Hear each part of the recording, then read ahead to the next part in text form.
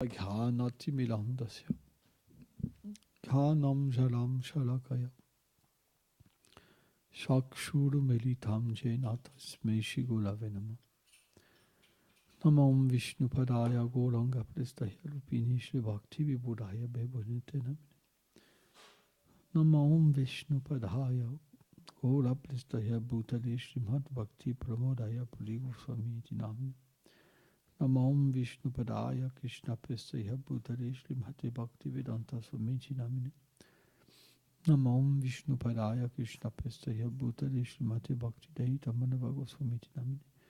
Namam Vishnu Padaya Krishna Prestaya Bhutale Srimate Bhakti Archakasya Devu Swamiti Namine. Namam Vishnu Padaya Krishna Prestaya Bhutale Srimate Bhakti Plagan Keshavago Swamiti Namine. Namam Vishnu Padaya Krishna Prestaya Bhutale Srimate Bhakti Siddhanta Saraswati Namine.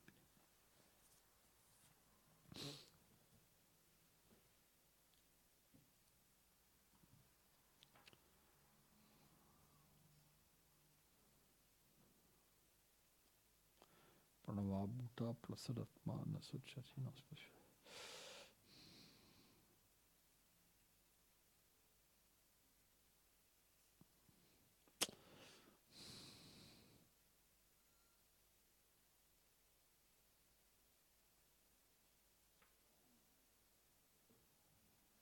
Okay.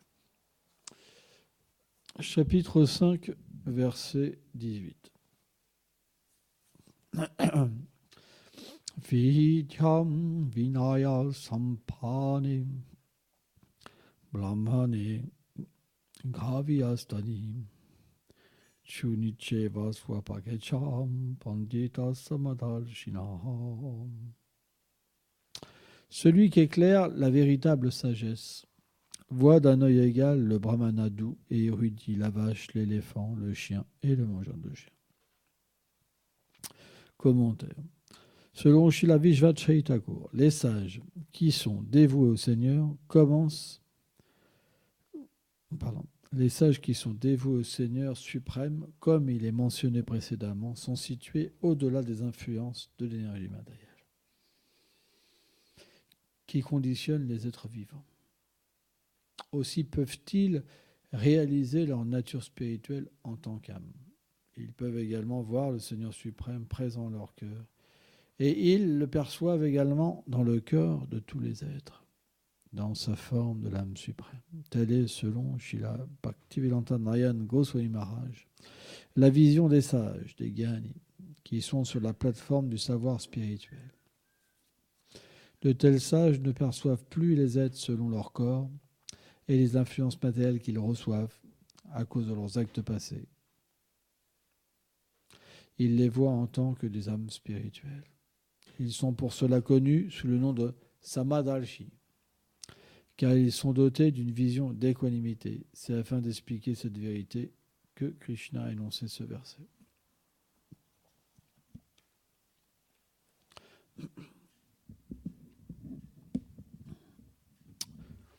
Souvent, quand on fait des rencontres interreligieuses, on voit ce point en commun dans tous les spiritualistes, c'est trouver la paix. La paix dans le monde, la paix. Pourquoi ? Parce que les êtres aspirent au bonheur, naturellement. Mais un transcendentaliste qui comprend l'interaction des modes de la nature matérielle, qui comprend la nature que l'être vivant développe selon ce contact avec les trois gunas, les trois modes, leurs activités, les activités passées, etc., comprend que c'est quelque chose qui n'est pas possible. Il y aura toujours des êtres démoniaques et des êtres divins.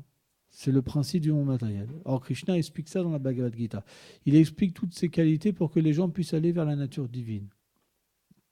Donc, c'est comme quelque chose qui n'est pas réalisable.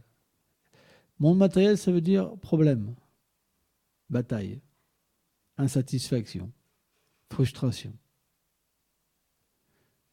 Ça veut dire défaut.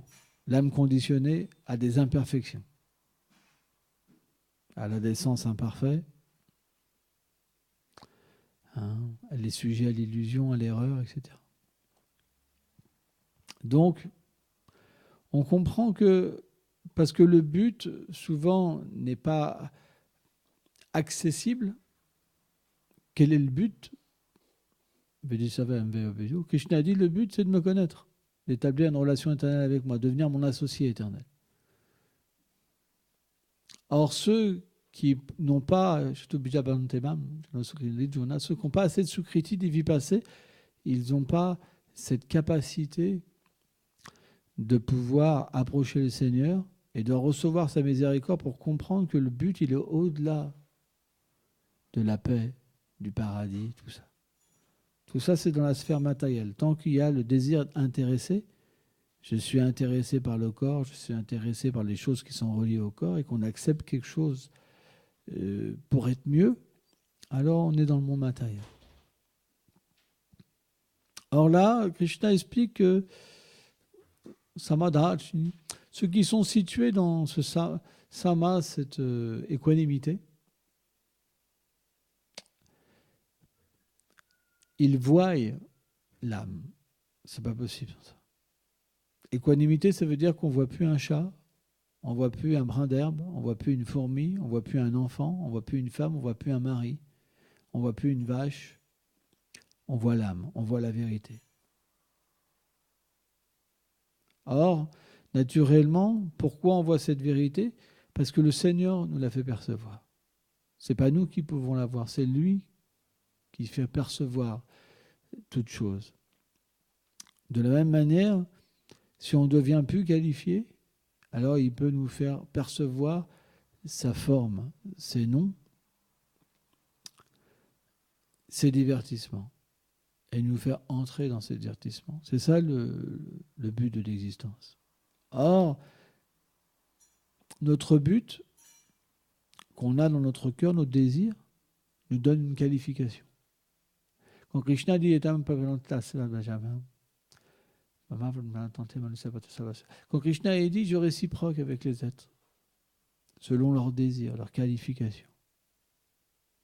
En fait, les activités qu'on a faites dans nos vies passées, elles nous donnent un adhikar, une qualification. Et selon cette qualification, Krishna réciproque avec nous et on a une vision du Seigneur suprême. Or, ceux qui n'ont pas de compréhension de la dévotion véritable, qu'est-ce qu'ils prient? Ils prient pour la paix. Parce qu'ils pensent qu'ils sont ce corps. Ils pensent, je suis hindou, je suis musulman, je suis chrétien. Mais ils ne comprennent pas l'âme. Que l'âme est au-delà de tout ça. Elle est au-delà de tout ça.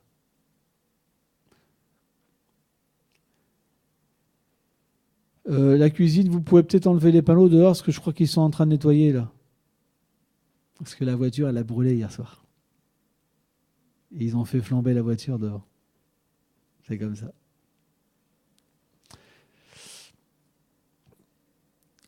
Donc, Krishna vient avec ses dévots dans ce monde matériel. Sans ça, on n'aurait pas la possibilité de comprendre Krishna. Et hier, je lisais des passages sur la vie de Gauridas Pandit, qui est Gauridas Pandit, un très grand dévot du Seigneur suprême, extrêmement cher à Chaitanya Mahaprabhu, très très cher à Mahaprabhu. Et Chaitanya Mahaprabhu, donc j'ai expliqué la dernière fois, lui avait demandé de se marier à Gauridas Pandit. Et il habitait dans un endroit près de Navadvip, en Bikakarana. Et Chaitanya Mahaprabhu, avant de prendre sannyas, il a été voir Gauridas Pandit. Parce que Chaitanya Mahaprabhu, il n'a pas besoin de prendre sannyas. Il est Radha et Krishna combinés. Il est Krishna dans l'humeur Tumati Radharani. En fait, Radha et Krishna sont une même personne. C'est un même cœur. Bien qu'ils soient séparés, ils ne sont pas séparés. Ceux qui pensent qu'ils sont séparés, c'est pas une bonne compréhension. C'est un même cœur. Tout ce que pense Radharani, Krishna sait. Tout ce que pense Krishna, Krishna sait. Quand Krishna est malheureux, Radharani est malheureuse. Quand Radharani est joyeuse, Krishna est joyeux. Pourquoi Krishna joue? Pourquoi Krishna vole? C'est juste pour faire plaisir à Radharani.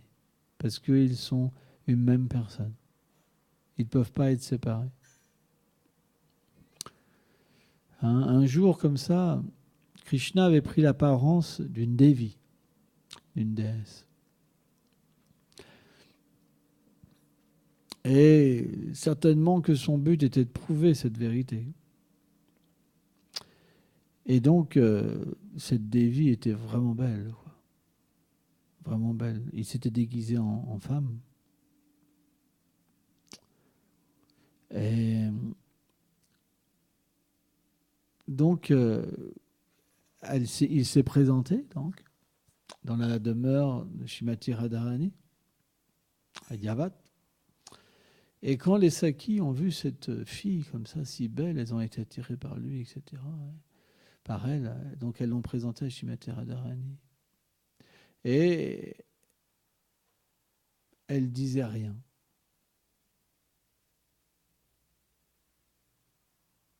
Et Radharani était vraiment attiré par elle. Mais elle disait rien. Krishna cachait un peu son visage. Il faisait la comédie. Et donc Radharani a commencé à lui poser des questions. Et elle lui a révélé son cœur. Elle a dit, en fait, je ne sais pas pourquoi, mais tu as pris mon cœur. Tu vois, tu as pris mon cœur. Et elle ne parlait pas, elle ne voulait pas parler, quoi que ce soit. Et donc Radharani, elle lui a expliqué qu'une amie, elle devrait révéler son cœur, quoi. Et elle lui a posé des questions. Et ton époux, il s'est passé un problème, ou ceci, ou cela, ou ceci, ou ceci, ou cela. Qu'est-ce qui s'est passé? Et à un moment, Krishna donc, a pris la parole et lui a dit, voilà, je suis une personne qui est un fan, quoi, de toi, quoi, tu vois. Mais en fait, quand je suis descendu sur la planète Terre, parce que je suis une habitante de Svarga Loka, et quand j'ai vu en fait comment se comportait Krishna, comment il t'a délaissé dans la danse rasa, il était seul avec toi, je te voyais, en fait, j'étais caché.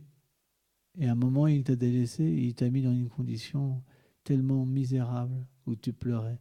Et je ne comprends pas pourquoi tu t'attaches à une personne comme lui. Il n'a aucune qualité. Comment tu peux, toi qui as autant de qualités, dépendre d'une personne telle que Krishna? Et là, alors c'est incroyable parce que c'est Krishna en face et Radharani, donc elle s'est dit mais comment, en fait elle comprend pas Krishna est l'objet de mon amour, Krishna il fait tout pour moi pour me rendre heureuse. Donc elle lui a dit, elle lui a expliqué que c'était pas la vérité, qu'en fait quand elle dansait dans la danse rasa, donc il y avait des milliards de gopis et Krishna avait pris différentes formes, plein de formes. Il était entre chacune de deux gopis, comme ça il dansait avec deux gopis. Et quand Radharani, elle a réalisé que Krishna était avec d'autres gopis, elle l'a boudé, quoi. Et comme Radharani n'était pas satisfaite, Krishna quittait toutes les autres gopis. Donc c'est la preuve que Radharani, c'est l'excellence personnifiée. Et donc là, naturellement, Radharani était satisfaite et Krishna s'est promené avec elle. Ils se sont promenés bras contre bras. Hein. Krishna a même cueilli des fleurs pour la décorer. Hein. Et à un moment, elle a voulu cueillir des fleurs pour Krishna. Krishna a disparu. Et donc, elle est rentrée dans une séparation immense. Mais pendant que Krishna était parti, les autres gopis aussi étaient en lamentation, étaient en séparation, Vipralamba Seva, et ils cherchaient Krishna à travers ses empreintes de pied. Et à un moment, en fait, ils ont observé qu'il n'était pas seul, Krishna. Il était avec une gopie particulière. Et elles ont dit, en fait, cette gopie, elle doit offrir un meilleur service que nous. Et quand elles sont tombées sur Srimati Radharani, elles ont vu Srimati Radharani dans une telle lamentation que leur lamentation était petite à côté. Et donc devant l'immensité de l'extase de Srimati Radharani, elles ont quitté leur lamentation pour être compassionnées envers Radharani. Mais Radharani, elle a expliqué que si en fait, pourquoi Krishna a fait ça? C'est parce que Radharani, elle s'est sentie mal d'avoir Krishna toute seule. D'avoir fait en fait cette chose-là pour se retrouver égoïstement seule avec Krishna. Et quand Krishna a compris ses pensées, alors Krishna a disparu pour satisfaire son désir. Donc elle a expliqué ça. Et donc elle a commencé à glorifier Krishna. Et Krishna, déguisé, lui a dit, on dit que vous êtes une même personne. Si vous êtes une même personne, alors vous avez le pouvoir de le faire apparaître. Si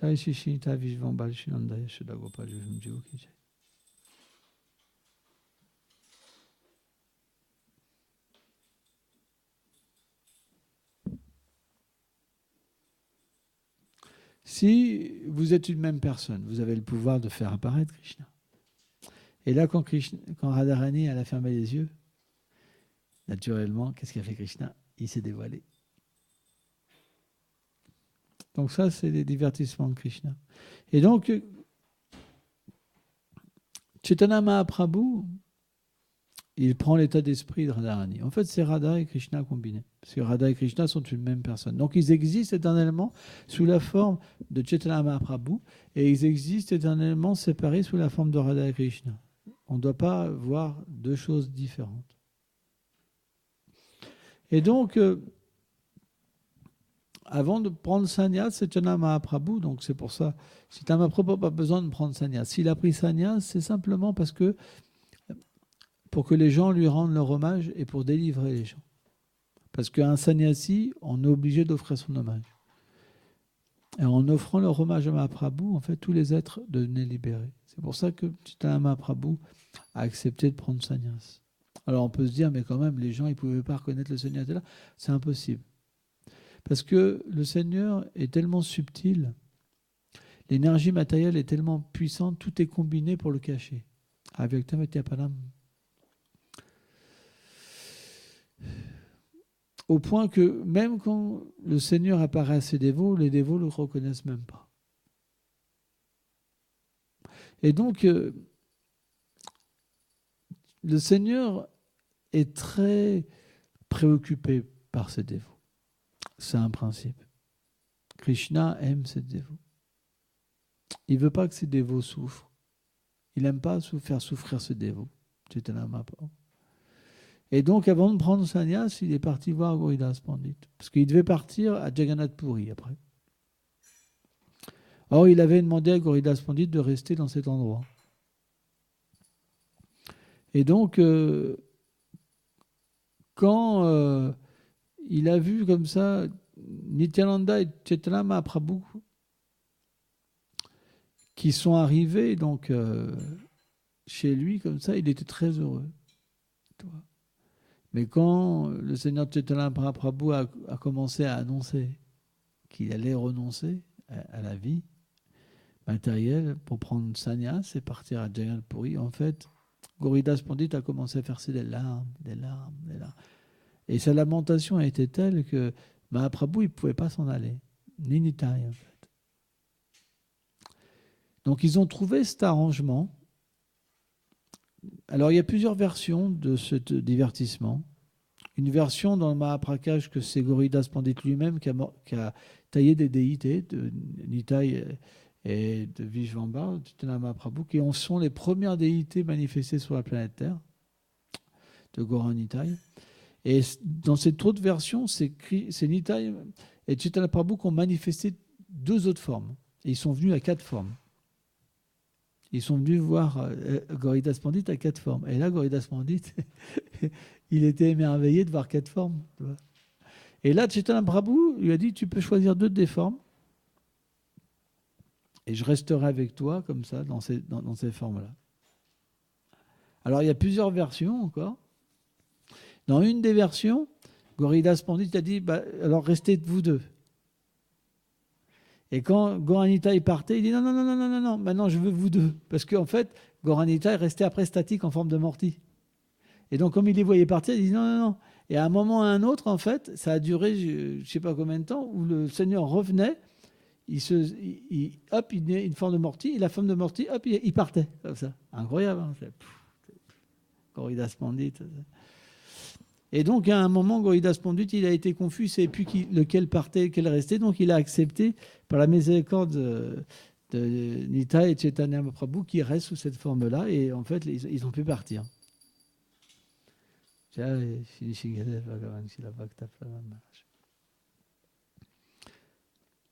Et donc, Gauridas Pandit, il y a eu beaucoup, beaucoup de divertissements avec ces déités, quoi. Un des divertissements le plus fameux, quand même, hein, qu'on va raconter. Bon, on l'a déjà raconté, mais notre but à nous, c'est pas de comprendre qu'on a déjà écouté. On a mal écouté, sans serait un pur dévot. On réécoute toujours le nectar. C'est sans fin. Un jour, il avait un disciple qui s'appelait Hridayananda, qui était un très cher disciple à Gauridas Pandit, un pur dévot de Krishna, un associé du Seigneur. Et donc, Gauridas Pandit, il voulait visiter différentes personnes. Donc, il avait donné en charge le temple à Hridayananda, d'adorer les déités. Bien. Hein, ces déités, ce n'étaient pas des déités ordinaires. Hein. Elles mangeaient. Ouais, c'est pas des déités ordinaires. Hein. Une déité, ça bouge. Hein. Et quand c'est des dévots de ce calibre-là qui adorent les déités, elles mangent, hein, elles sortent de l'hôtel, elles mangent comme ça. Et voilà. Et donc, il lui avait donné le service de bien s'occuper des déités. Et Gauridas Pandit, une semaine après, ça devait être le grand festival de Mahaprabhu, hein, Gaurpurnim. Et en fait, Gauridas Pandit, il n'arrivait pas. Et Gauridas Pandit, il était commandant quand même, hein, très commandant. C'est pas que quelqu'un pouvait faire quelque chose à sa place. C'est particulier. Hein, et Hridayananda, comme il venait pas, il s'est dit faut que je fasse quelque chose pour le festival, sans ça il n'y aura pas de festival. Donc il a envoyé des invitations à Vaishnav. Et en fait, quand Gauridas Pandit il est revenu, il a appris ça, il l'a châtié. Comme quoi qu'il avait agi sans son consentement. Bravo.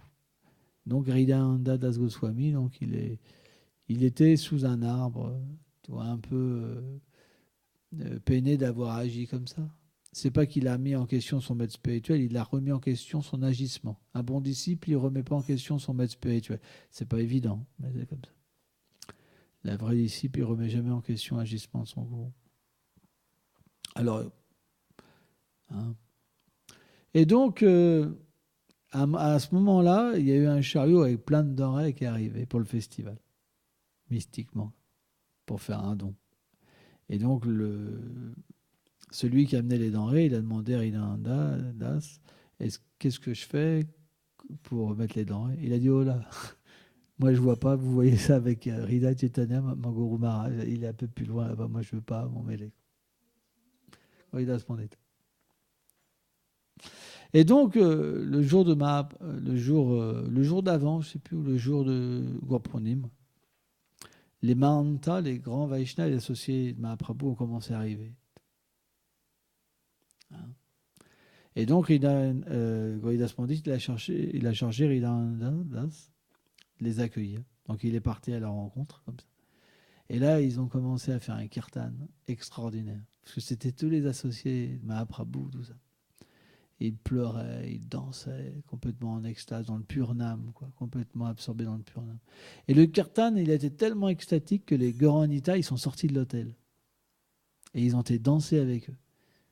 Les dévots, ils dansaient avec les Gauranita, comme ça. Et quand Gauridas, donc, il a voulu faire l'offrande, il a ouvert l'autel, les mortiers n'étaient plus là. Et il a pris un bâton, il a dit où ils sont partis. Et en fait, quand il a regardé, il a vu que les déités, elles dansaient avec les dévots. Donc il a pris le bâton, il a couru après pour leur ordonner d'aller sur l'autel, d'arrêter de danser. Imaginons-vous, c'est le calibre de ces dévots.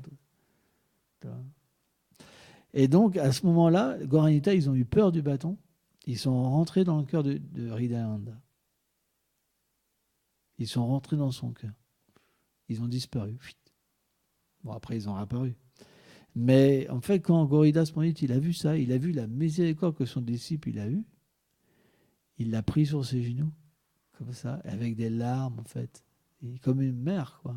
Tu vois, il a baigné son corps avec les larmes. Et il a dit, en fait, tu es tellement cher au Seigneur Chaitanya Prabhu que je vais changer ton nom.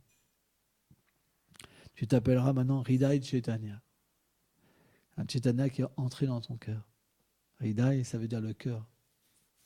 Hein? C'est très intéressant. Hein? Hridaya Chaitanya. C'est le même Hridaya Chaitanya après. Non. Et donc, les associés du Seigneur, ils ont des comportements incroyables. Un jour, Chaitanya Mahaprabhu, donc Gadadhar Pandit, on sait que c'est Shrimati Radharani, qui vient pour que Krishna puisse goûter ses propres sentiments, pour aider, parce que Radharani, on m'a expliqué ça une fois, un grand Vaishnava m'a expliqué ça, que Radharani, elle pense que Krishna est pas, elle ne sait pas s'il va arriver à goûter ses sentiments. Donc elle vient en tant que Gadadhar. Mais elle sait qu'il va prendre sannyas, donc elle vient dans une forme masculine. Et donc Gadadhar, Mahaprabhu étaient toujours ensemble.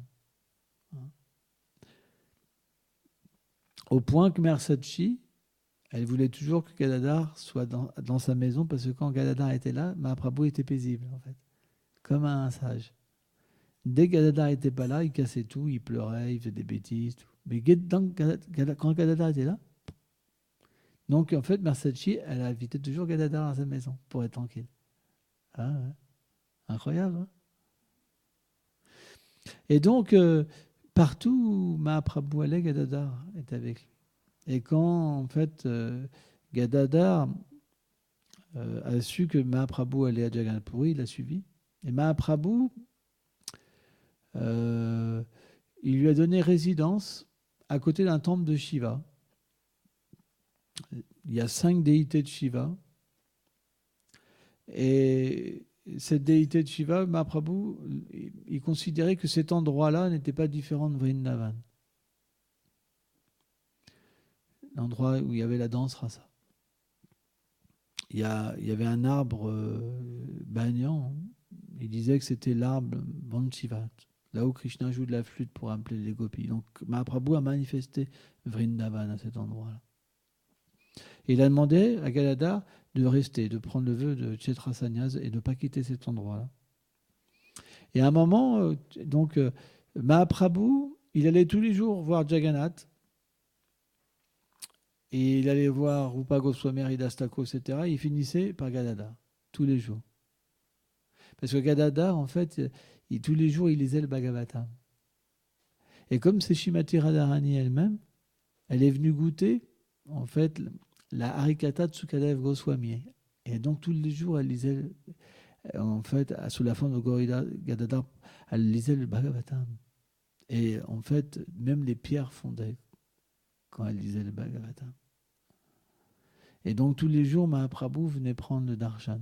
Advaita Chandra venait prendre darshan Gadadhar. Nityananda venait prendre darshan de Gadadhar pour entendre le Bhagavatam. Tous les Vaishnavas. Parce qu'il n'y a pas plus grande personnalité qui pouvait énoncer le Bhagavatam et qui peut comprendre le sens du Bhagavatam. Parce que Shrimati Radharani, en fait, le Bhagavatam est une glorification de Shrimati Radharani, une manifestation de Shrimati Radharani. Parce que c'est la bhakti. Le Bhagavatam représente le service de dévotion pure. Et Radharani est l'expression complète du service de dévotion, Mahaprabhu. Et donc un jour, Chaitanya Mahaprabhu, il a commencé à creuser la terre avec ses mains. Le sable ou la terre, quoi. Parce que comme c'est proche de la mer, il y a les deux, quoi, mélangés. Et Gadadhar a dit, mais qu'est-ce que tu fais, mon Seigneur? Il lui a dit, est-ce que tu veux recevoir un trésor? Le trésor de l'amour de Dieu. Et il lui dit oui. Et donc, il a commencé à déterrer. Et là, on a commencé à voir le sommet du crâne d'une déité. C'était Tota Gopinath. Gopinath. Et il lui a dit, maintenant touche. Et quand Gadadhar a touché, wow, il s'est senti complètement en extase, quoi, débordant d'extase. Et donc, tous les dévots étaient là, ils étaient fous d'amour. Quand ils ont vu cette déité, ils ont été fous d'amour. Donc, il y avait aussi la déité de Radharani, Lalita, qui avait un teint sombre comme Krishna, parce qu'elles étaient absorbées dans le mood de Krishna. Et donc, Mahaprabhu, il a demandé à Gadadhar personnellement d'adorer cette déité. Et le standard d'adoration de Gadadhar, il ne peut pas être plus haut parce que c'est Srimati Radharani elle-même. Que ce soit les guirlandes de fleurs, que ce soit le prashad, que ce soit tout. Et Nityananda venait voir cette déité. En fait, Gadadhar, il cuisinait, Nita, il offrait, mais Gadadhar, il n'invitait pas Mahaprabhu. Parce que Gadadhar, il ne se sentait pas qualifié pour recevoir Mahaprabhu. C'est ça les grands Vaishnavas. Les êtres démoniaques, par exemple, comme Duryodhana, ils cuisinaient pour Krishna des centaines de préparations, des festins, mais il n'y a pas de bhakti. Mais Krishna ne venait pas. Par contre, Vidura, il se sentait inqualifié pour inviter Krishna. Il pensait qu'il y avait tellement de grandes personnalités. Mais Krishna venait, sans son autorisation, voler sa nourriture tous les jours. Et bien de la même manière, en fait, Chaitanya Mahaprabhu, quand Gadadhar cuisinait et quand Nityananda offrait, c'était tellement puissant qu'il se manifestait à l'instant même sur l'endroit, en fait, pour manger et pour goûter en fait le nectar. C'est très spécial. Jagannath Puri est un endroit très très spécial parce qu'il y a des divertissements très élevés qui se sont passés donc, dans ce lieu. C'est pour ça que le darshan de Tota Gopinath, c'est un darshan tellement spécial. Un jour, quand Chaitanya Mahaprabhu a quitté la planète, Gadadhar est devenu dévasté par la séparation. Au point que tellement Gadadhar pleurait, le Bhagavatam est devenu illisible. Ça a été lavé. On sait que Narottam a eu l'instruction d'apprendre de Gadadhar le Bhagavatam. Bon, je raconterai après. Et donc Gadadhar, en très peu de temps, dû à la séparation, il est devenu très vieux. En très peu de temps. Mais c'est devenu tellement vieux qu'il ne pouvait même plus se lever, quoi. Et il ne pouvait plus offrir en fait la guirlande de fleurs à Tota Gopinath, ni la pulpe de santal, parce qu'en fait il le décore beaucoup, c'est très beau en fait Tota Gopinath, il est beaucoup décoré, c'est une mortie tellement belle, quoi. Et il faisait 7 pieds de haut, Tota Gopinath. Et aussi, bref. Et donc, en voyant ça, Tota Gopinath, qu'est-ce qu'il a fait? Il a pris une pose d'asana. Ça veut dire qu'il est descendu. Il s'est assis en fait sur les gens pour que Gadadhar puisse l'adorer correctement. Et quand Gadadhar donc a quitté la planète, Narottam, il avait reçu l'instruction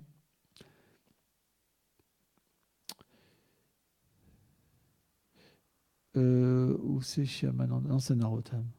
Il avait reçu l'instruction d'apprendre le Bhagavatam de Gadadhar. Mais en fait, quand il est arrivé à Jagannath Puri, Gadadhar avait déjà quitté la planète. Et Narottam, c'est terrible ce qui s'est passé parce qu'il a raté tous les associés de Mahaprabhu. Il a fait que pleurer, en fait, la séparation avec tous les associés de Mahaprabhu. Et quand il est arrivé, même Gadadhar était parti.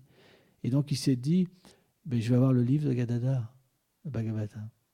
Et quand il a ouvert le livre, il n'y avait plus rien sur le livre, tellement que les larmes de Gadadhar avaient lavé le Bhagavatam. Et donc il s'est lamenté. Mais sa lamentation, en fait, les acharyas expliquent que le sentiment était tellement élevé chez Narottam, c'est que bien qu'il n'a pas pu avoir le darshan de Gadadhar, bien qu'il n'a pas pu même avoir le livre de Gadadhar, il a reçu l'essence dans son cœur. Rien par la lamentation de ne pas avoir eu le darshan. Rien que la lamentation de ne pas pu avoir... Il ne faut pas dormir, c'est ça qui passe. Vous pouvez être debout si vous voulez, mais ça ne sert à rien de soi-disant être assis et puis dormir. Ça ne sert à rien de vivre dans un temple, faire des austérités si on dort pendant la classe.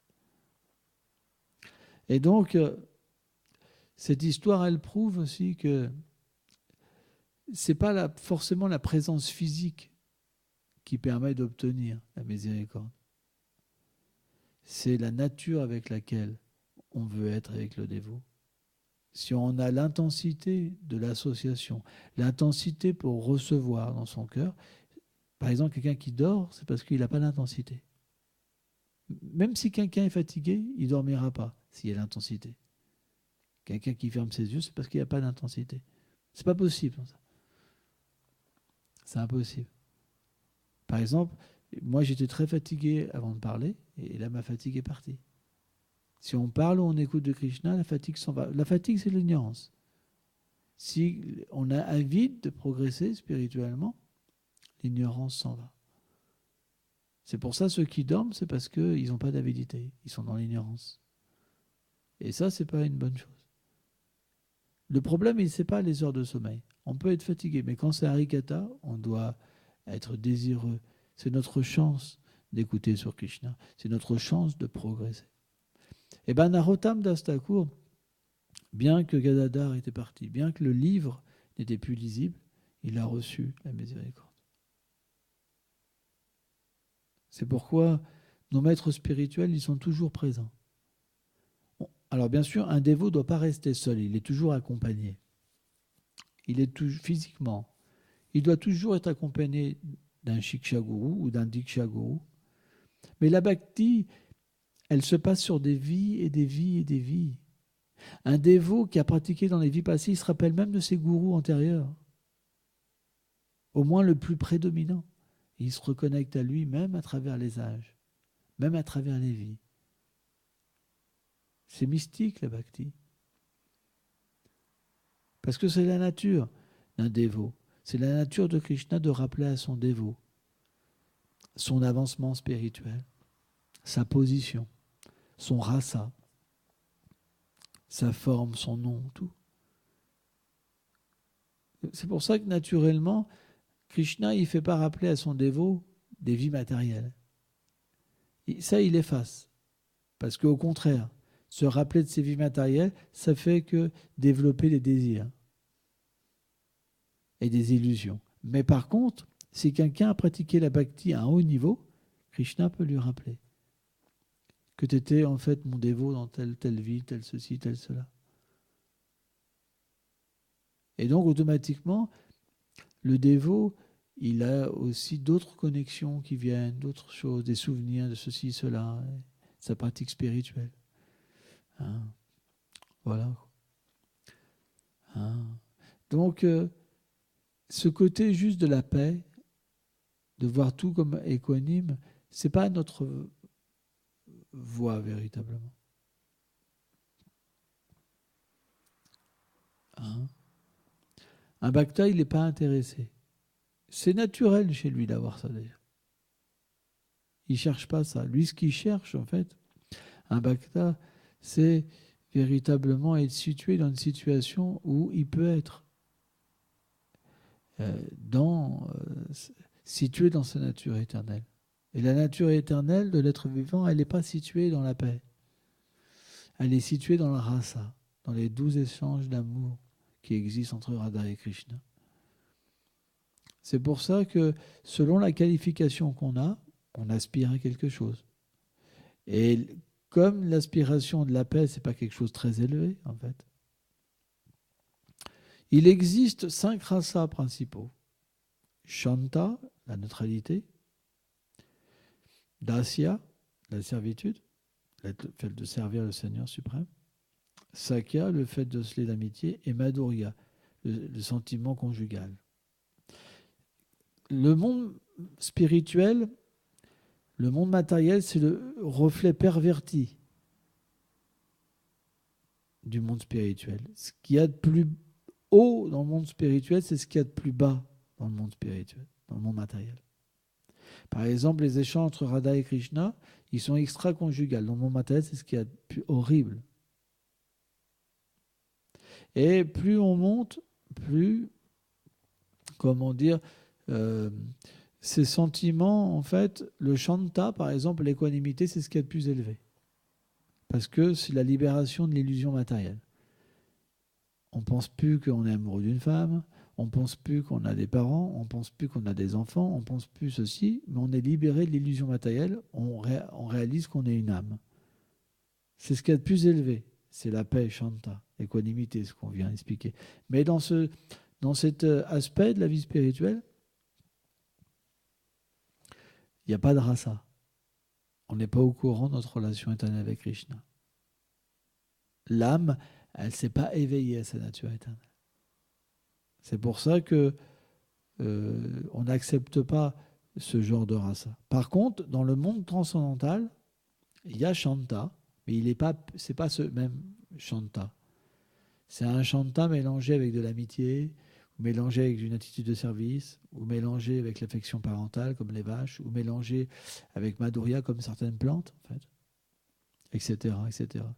Il n'y a pas un sentiment neutre. Il y a une neutralité parce que les êtres ont des formes d'animaux, de plantes, de meubles, de maisons, de sols, de nuages, d'oiseaux, d'insectes, par exemple. Mais ils rendent tous un service à Radha et Krishna. Et dans ce service-là, ils ont un sentiment particulier, c'est mélangé, vous comprenez ?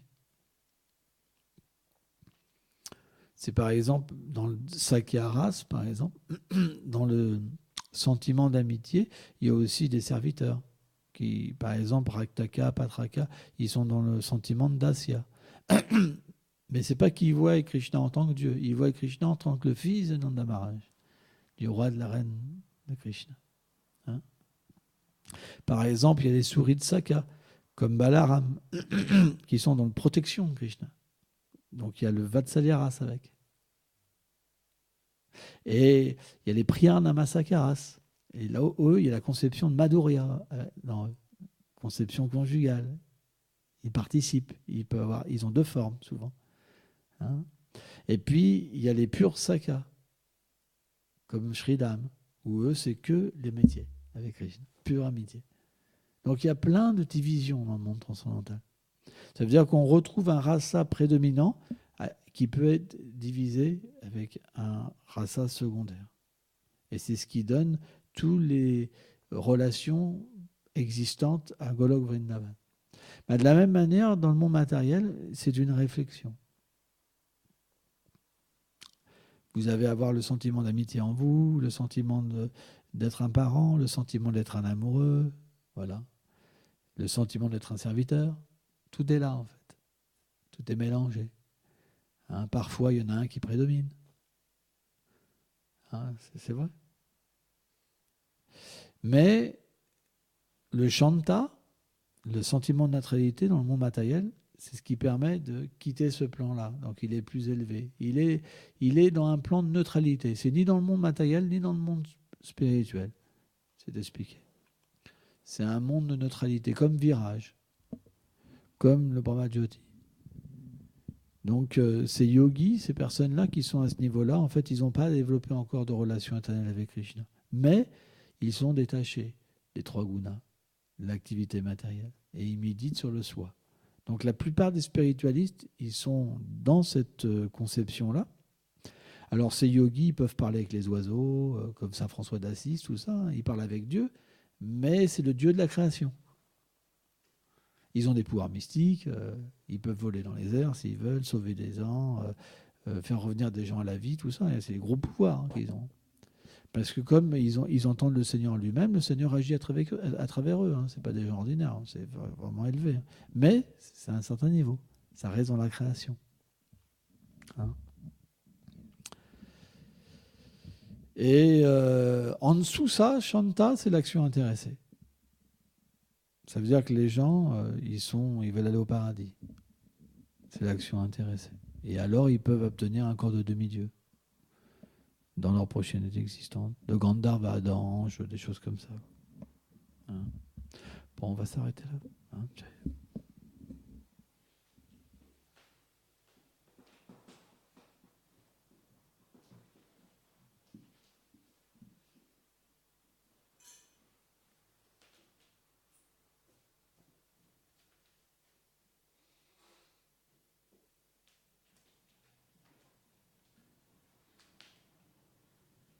Ah là, c'est des pelles hein, qu'il faut. C'est bon,